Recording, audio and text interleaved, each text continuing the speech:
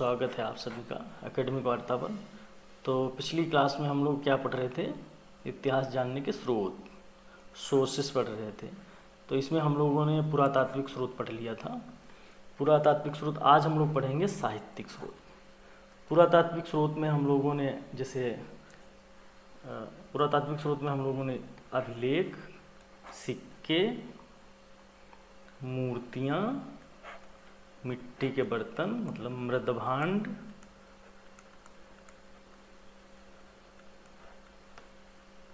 Seal मोहर, ये मतलब जो शिल्पकार वर्क था, इतना पढ़ा गया था।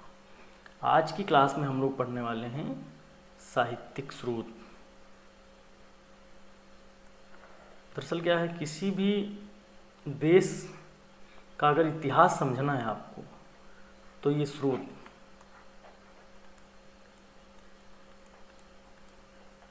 अगर हिस्ट्री जानना है तो आपको सोर्सेस पढ़ना पड़ेंगे, है ना, साहित्यिक स्रोत।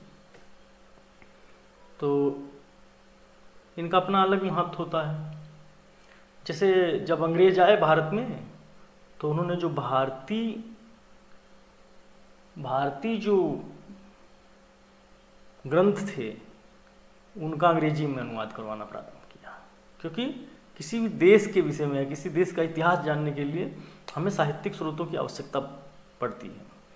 जैसे भारत के जो निवासी थे वो क्या करते थे, कोई भी बात बोलते थे तो रिफरेंस देते थे। जैसे श्रीमद् भगवद गीता में ऐसा लिखा है, तो अंग्रेजों ने सोचा ये क्या है, तो उन्होंने उसका अंग्रेजी में अनुवाद कराया, श्रीमद् भगवद गीता का।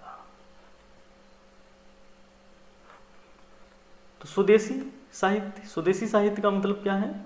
जो भारत में भारतीयों द्वारा रचित साहित्य हो। भारत में भारतीयों द्वारा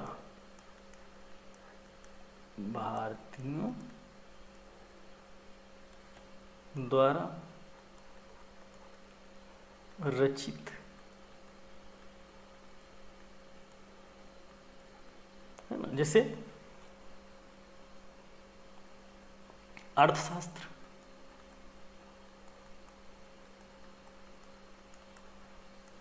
किसने लिखा था?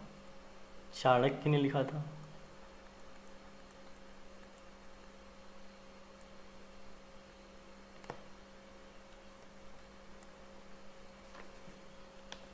चाणक्य ने लिखा था। ये नाम इसका अर्थशास्त्र है, लेकिन इसमें नीतियों के विषय में है। मौर्यकालीन जब पढ़ेंगे तो पूरा इसका एक एक, अभी सवाल पूछा गया इसका अर्थशास्त्र कितने अध्यायों में विभाजित था पिछली बार नेट के एग्जाम में, है ना। सब पढ़ेंगे पूरा, इसको विस्तार में पढ़ना है। उसके बाद हम लोग धार्मिक साहित्य है ना। तो धार्मिक साहित्य में क्या क्या था? ये धार्मिक साहित्य मान लीजिए, तो सबसे पहले वेद कितने हैं? 4। कौन कौन से हैं? ऋग्वेद,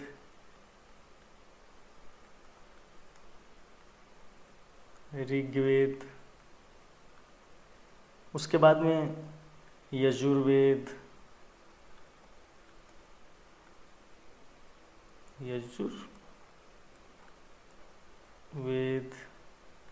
सामवेद,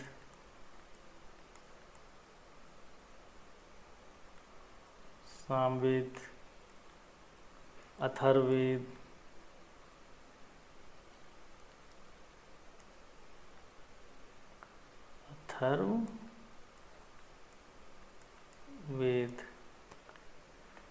है ना। अथर्ववेद में जादू, टोना, टटका, औषधि आदि के विषय में लिखा गया। एक क्वेश्चन कई बार पूछा जाता है कि कौन सा ऐसा वेद है जो गद्य और पद्य दोनों में है? तो यजुर्वेद है ना। जो यजुर्वेद है वो गद्य और पद्य दोनों में है। ये गद्य पद्य दोनों में। चलिए, उसके बाद क्या आता है? उसके बाद आते हैं ब्राह्मण,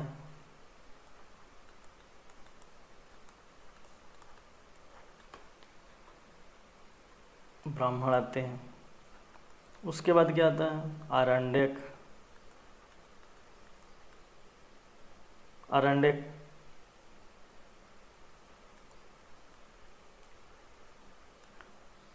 उसके बाद क्या आता है? उपनिषद,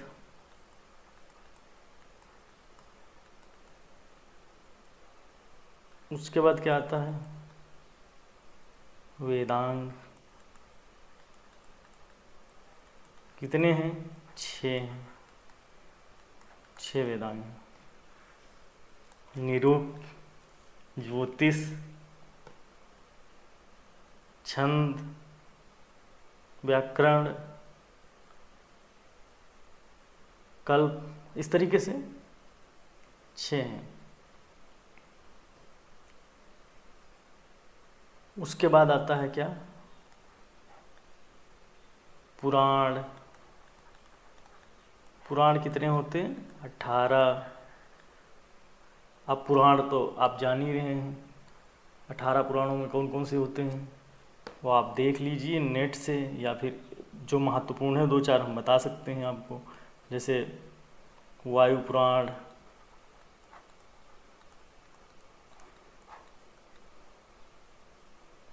भागवत पुराण,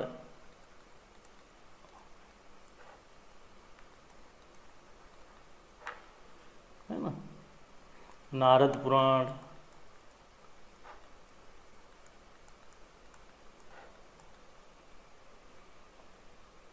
मार्कंडेय पुराण,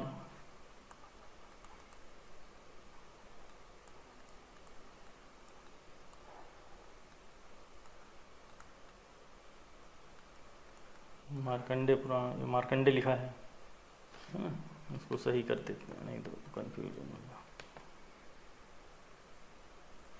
मार्कंडेय पुराण, वाराह पुराण,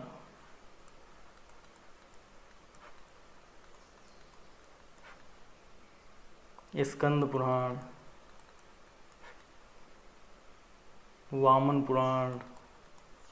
चलिए आदि कर देते हैं, नेट से देख लीजिए आप, 18 पुराण है ना।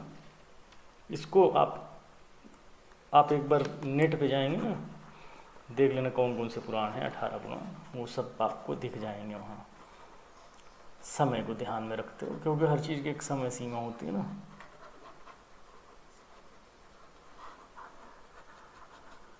तो पुराण हो गया।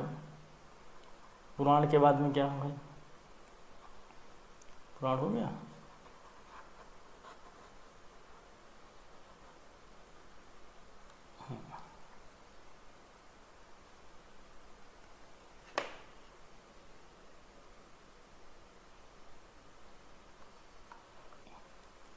चलिए इसको यहाँ से हम लोग ऐसे कर लेते हैं।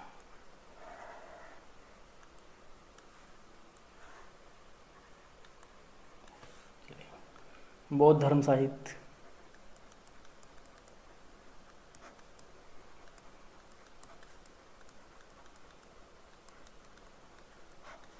इसके अंतर्गत क्या क्या आएगा? विनय पिटक, विनय पिटक, अभिधम पिटक,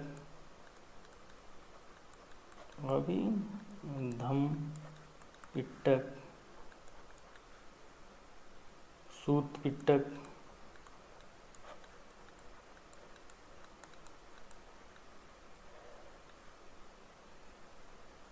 जैन साहित्य,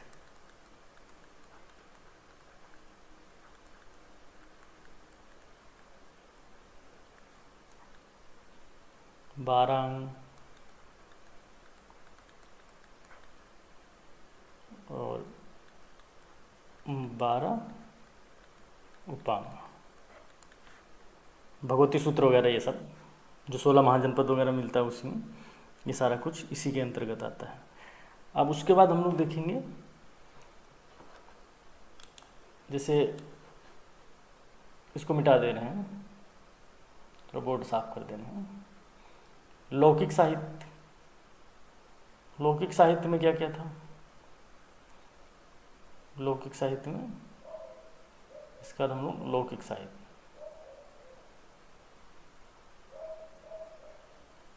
लौकिक साहित्य में ऐतिहासिक, अर्ध ऐतिहासिक या कुछ जीवन चरित्र वगैरह होते हैं,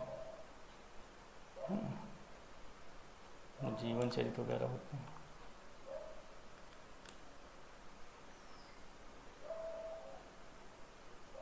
जीवन चरित्र, जैसे जीवन चरित्र में क्या, बाणभट्ट का हर्षचरित, हर्ष के समय में बाणभट्ट उनके दरबारी कवि थे, उन्होंने लिखा था। कई बार प्रश्न ये पूछा जाता है, हर्ष खुद बहुत बड़ा लेखक था, हर्ष खुद बहुत बड़ा राइटर था, कई किताबें उसने लिखी, उसमें पूछा जाता है कि लौकिक साहित्य। चलिए लौकिक साहित्य हम लोग यहाँ से, लौकिक साहित्य में क्या क्या होता है? लौकिक साहित्य में ऐतिहासिक,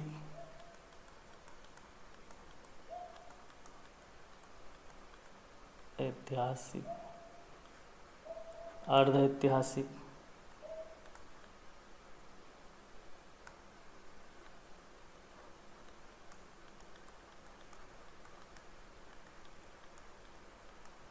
अर्ध ऐतिहासिक,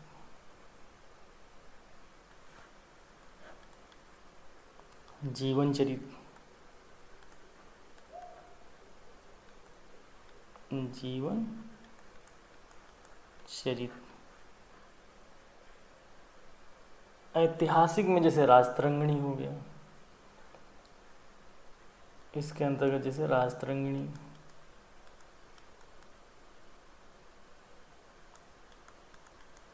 राजतरंगिणी किसने लिखी थी? कल्हड़ ने लिखी थी। किस चीज़ का इतिहास मिलता है? कश्मीर का इतिहास मिलता है। किसने लिखी थी? कल्हड़ ने लिखी थी। जीवन चरित्र जैसे, जैसे बाणभट्टकृत हर्षचरित, तो यहाँ पर हर्षचरित लिख लीजिए। किसने लिखी थी? बाणभट्ट ने लिखी थी, बाणभट्ट ने लिखी थी हर्ष के शासन के समय में। तो इस तरीके से ये लौकिक साहित्य। अब यहाँ पर जो लिखा हुआ है वो है हेडिंग आपकी प्राथमिक स्रोत एवं द्वितीयक स्रोत। प्राथमिक स्रोत क्या है? तो प्राथमिक स्रोत क्या है, द्वितीयक स्रोत क्या है?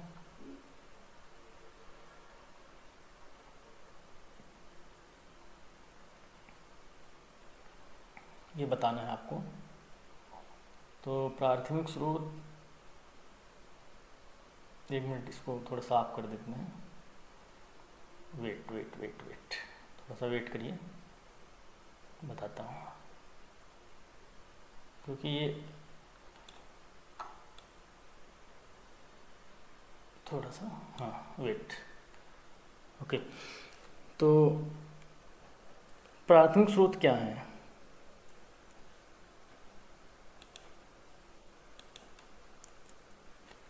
यहाँ देखिए प्राथमिक स्रोत,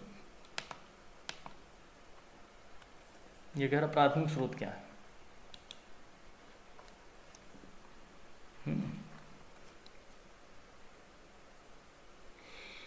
तो प्राथमिक स्रोत जो होते हैं, मौलिक रूप से किसी के द्वारा जो लिखा गया उसे प्राथमिक स्रोत कहते हैं।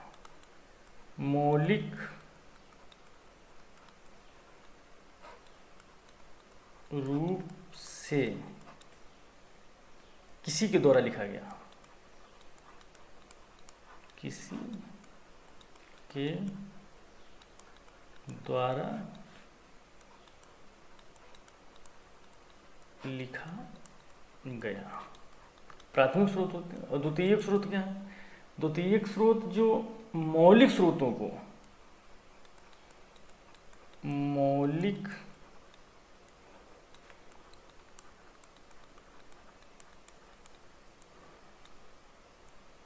स्रोतों को आधार बनाकर, आधार बनाकर लिखा गया हो।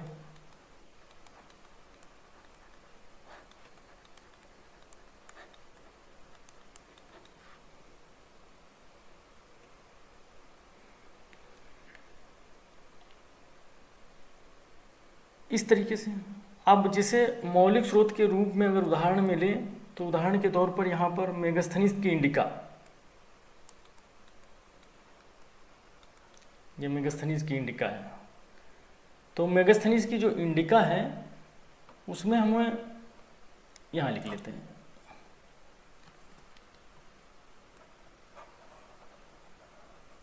मेगास्थनीज की इंडिका जो है वो मौलिक स्रोत के रूप में है। अब जैसे जो मेगास्थनीज की इंडिका है वो मूल रूप से हमको नहीं मिली है, इंडिका ये मेगास्थनीज की, ये हमको मूल रूप से नहीं मिली।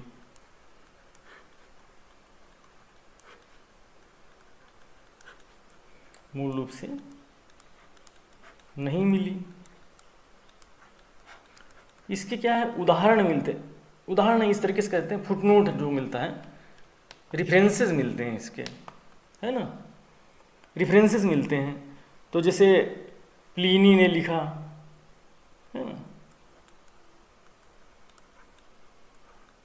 प्लिनी ने लिखा, जस्टिन ने लिखा, प्लिनी है, जस्टिन है, स्ट्रेबो है,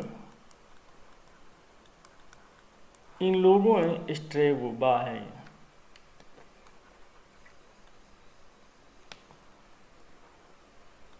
स्ट्रेबो ने लिखा। तो इन लोगों ने क्या किया, जब लिखा तो उसमें इंडिका का उदाहरण दिया कि ऐसा इंडिका में लिखा है, ऐसा इंडिका में लिखा है। तो ये जब इंडिका का उदाहरण दिया तो ये क्या है, मूल स्रोत है, उसके आधार बनाई हुई जो ग्रंथ लिखे गए उनमें इन लोगों ने इसका उदाहरण दिया। अच्छा, ये हो गया। उसके बाद में एक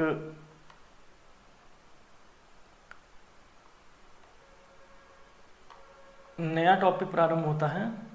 यहाँ तक समझ गए होंगे आप, जो प्राथमिक स्रोत है मौलिक स्रोतों का आधार बनाकर लिखा गया होता, जो प्राथमिक स्रोत जो है वो मौलिक रूप से किसी के द्वारा लिखा गया होता है, जैसे इंडिका उदाहरण के रूप में, और मौलिक स्रोतों को आधार बनाकर जो लिखा जाता है उसे द्वितीयक स्रोत कहते हैं। जैसे आप जब रिसर्च करोगे ना, तो आप जैसे मान लीजिए, हमने एक पिछली क्लास में बताया था 1874 में, जो राधा सोई हर, जो हर सोई, जो शिव सोई शक्ति, जो नारी सोई पुरुष, यार में कुछ नहीं विभक्ति, हमने ये पक्ति बताई थी 1874 में, भारतेंद्र हरिश्चंद्र जी ने लिखा है।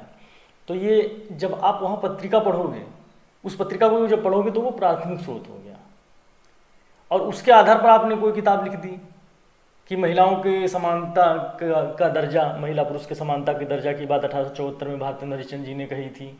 तो ये क्या, आपने ऐसे करके कोई किताब निकाल दी, तो वो द्वितीयक स्रोत हो जाएगा।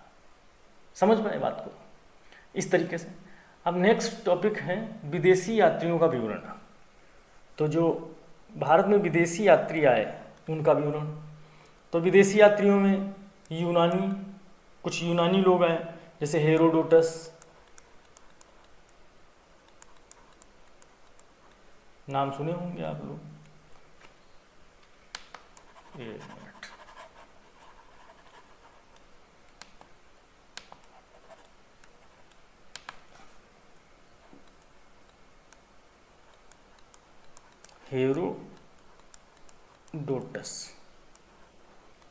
हेरोडोटस,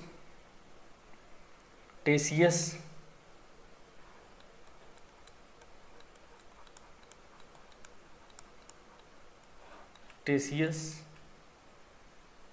चलिए याद कर देते हैं, बाकी सब हम आपको मिल जाएंगे। हेरोडोटस के बारे में आप जान ही रहे हैं, है ना। चीनी यात्रियों में चीनी यात्रियों जैसे फाह्यान, फाह्यान, सुंगयुंग,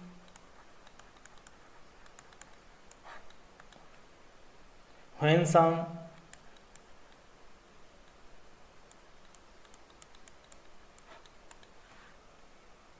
इत्सिंग,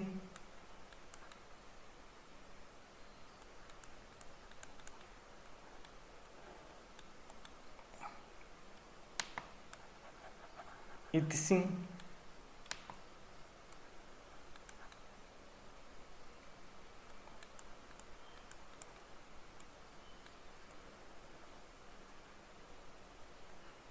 आदि कर दीजिए।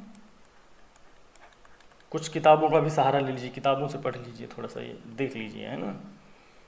उसके बाद में मुस्लिम लेखक आए। मुस्लिम में कौन कौन है? सुलेमान हो गया, सुलेमान, अल मसूदी,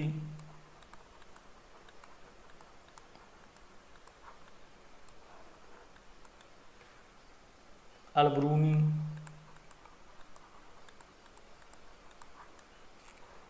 आदि। ठीक है, ये राइटर है। तो इस तरीके से हम देख सकते हैं। जैसे अब यूनानी लेखकों में एक लेखक था, उसका नाम था मेगस्थनीज। अभी हम लोग डिस्कस कर रहे थे मेगस्थनीज।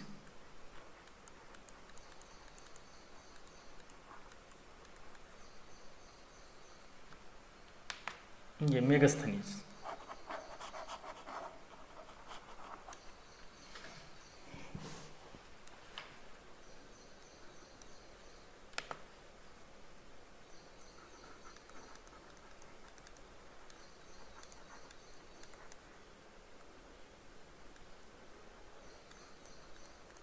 इसने लिखी इंडिका। इंडिका में इन्होंने क्या लिखा? ये सीरिया के शासक सेलुकस निकेटर,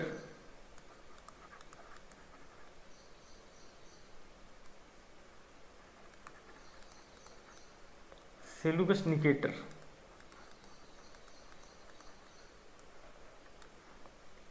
का राजदूत था।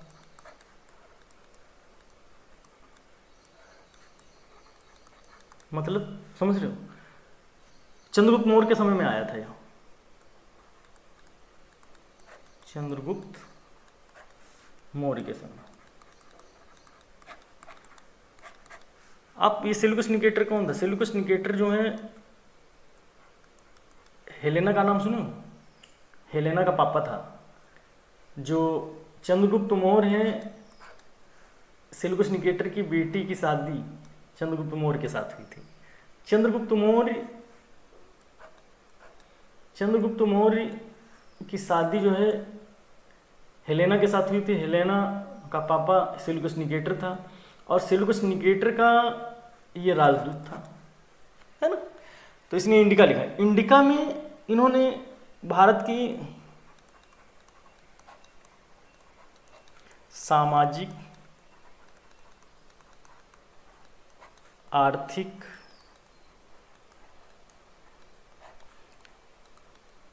राजनीतिक दशा का वर्णन किया। उस समय की दशा का वर्णन किया, क्योंकि इसके विषय में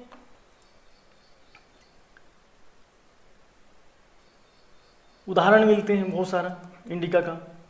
अब एक थोड़ी सी अनभिज्ञता हो गई इनके साथ। जो मेगस्थनीज था, उसने क्या लिखा कि भारत जो है,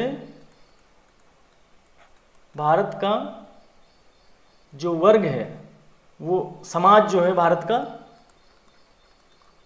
वो 7 वर्गों में विभाजित है,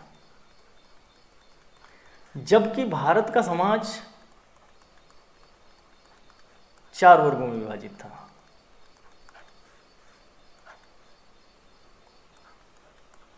ब्राह्मण, वैश्य, अरे सॉरी, ब्राह्मण, क्षत्रिय,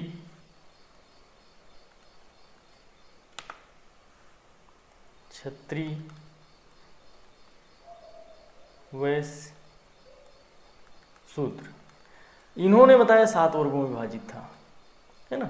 जब इसको हम पढ़ेंगे, मौर्य काल पढ़ेंगे तो विस्तार से आपको बता देंगे।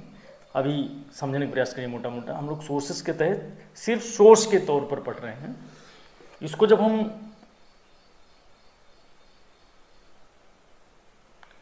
हम लोग मौर्य साम्राज्य पढ़ेंगे तो पूरा विस्तार से पढ़ेंगे। एक और अनभिज्ञता होगी इसके साथ। इन्होंने लिखा कि भारत में दास प्रथा नहीं थी।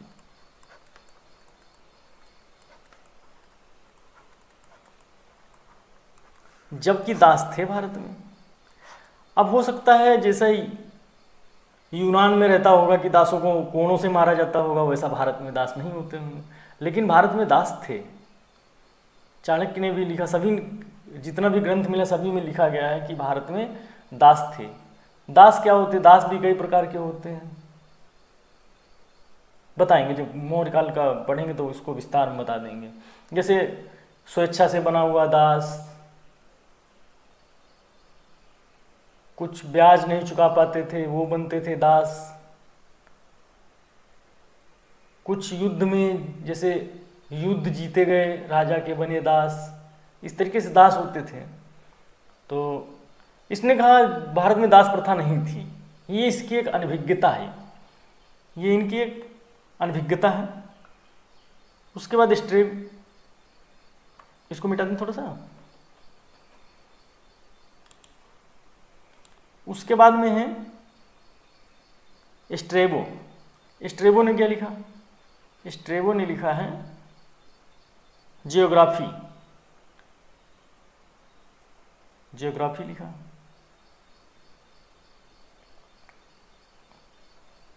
इसको थोड़ा सा साफ कर देते हैं, मिटा देते हैं बोर्ड को। बोर्ड पर जो लिखा हुआ है जियोग्राफी। और ये कितने अध्याय? 15 अध्यायों में। देखिए पिछली बार पूछा गया था कि अर्थशास्त्र कितने अध्यायों में है, कभी कभी पूछता है कितना प्रकरण में है। ये सब आपको मोटा मोटा देखिए, इसमें जो प्रश्न पूछे जाते हैं बहुत गहराई से पूछे जाते हैं। हाँ चलिए, उसके बाद में स्ट्रेबो।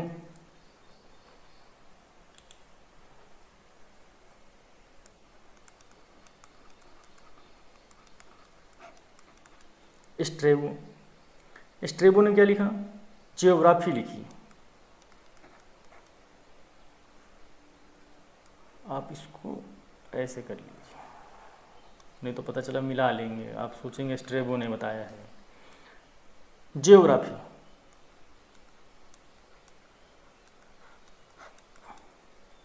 15 अध्यायों में।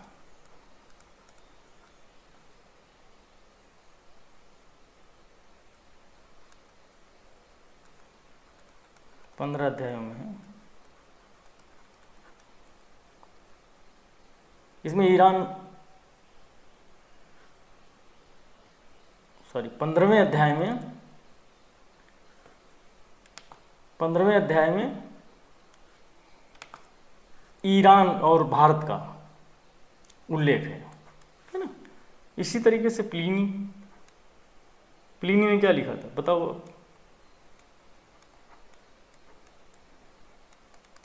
प्लिनी नेचुरल हिस्ट्री का लिखी।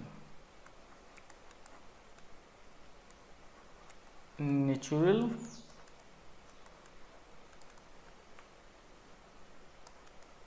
हिस्टोरी का लिखी है ना। ये 37 अध्याय में, 37 अध्यायों में लिखी। इसी तरह ह्वेनसांग,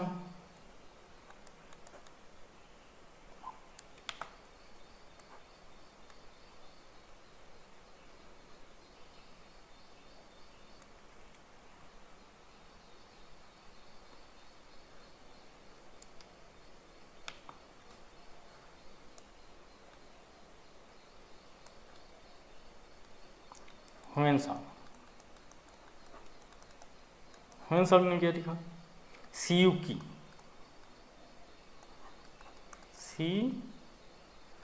सियुकी। ह्वेनसांग लगभग 13 वर्षों तक भारत में रहा और इसने कई घटनाएं लिखी भारत के विषय में, जैसे इसको डाकुओं से कैसे बचा। और इस सबसे मुख्य बात यह है, ये नालंदा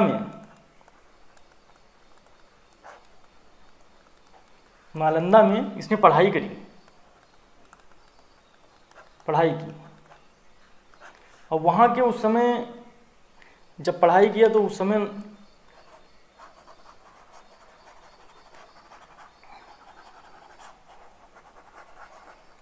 शीलभद्र वहाँ के कुलपति थे।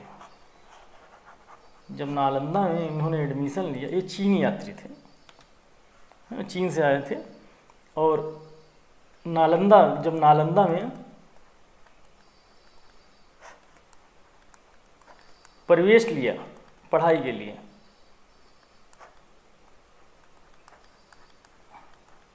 बताते हैं कि बाकायदा परीक्षा हुई, प्रवेश परीक्षा, और वहाँ के कुलपति जो थे वो शीलभद्र थे उस समय।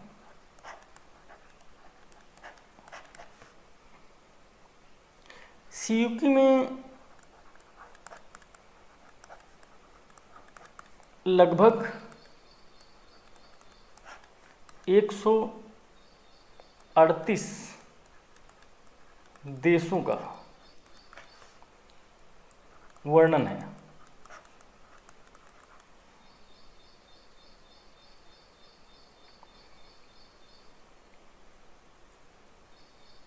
इसने हर्ष के समय के जो उस समय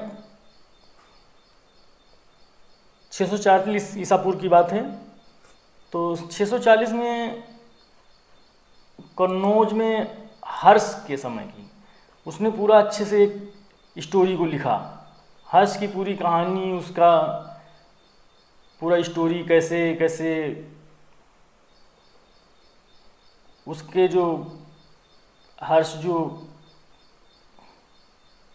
धर्म के विषय में, समाज के विषय में, राजनीति के विषय में, तो हर्ष के समय की कहानी पूरा इन्होंने लिखी। बाद में वापस चले गए थे चीन। चलिए, एक मुस्लिम राइटर थे अलबरूनी। अलबरूनी का नाम सुने?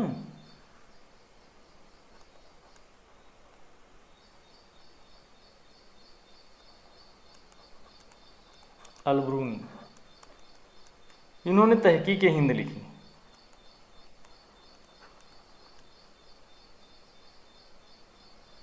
तहकीक हिंद, इसमें भारत में रहन सहन,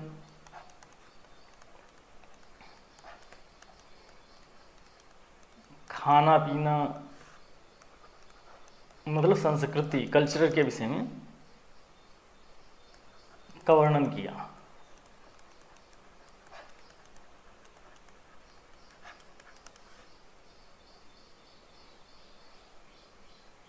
आज इतना ही हम लोगों ने पढ़ा कि स्रोत क्या हैं। इसमें हम लोगों ने साहित्यिक स्रोत में हमने स्वदेशी स्रोत क्या है, स्वदेशी स्रोत के विषय में हम लोगों ने डिस्कस किया।